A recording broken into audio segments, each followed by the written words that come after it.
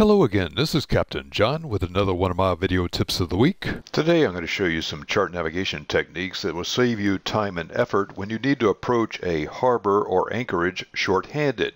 Scan your chart and look for the shortest, safest legs to your destination. Shorter legs allow less time for wind or current to push you to the side of your track line. Favor those aids to navigation that carry lights or sound equipment. On this chart of Southwest Harbor, you can see lighted gong buoy number 8 with the flashing red 4-second characteristic at the entrance, nun buoy number 6 off Eastern Point, and farther inside the harbor, lighted buoy number 8 with a flashing red 2.5-second light.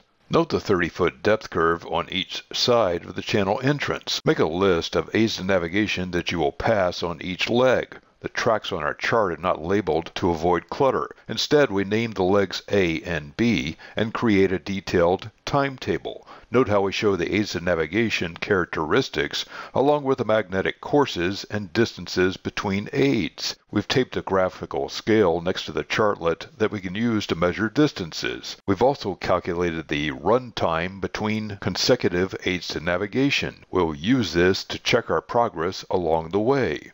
Now you know some easy techniques that will save you time and effort to prepare your charts for entering a harbor or anchorage. Use these sailing tips for safer sailing on the waters of the world. This is Captain John, and this has been another one of my video tips of the week. Find more sailing tips and techniques on www.skippertips.com.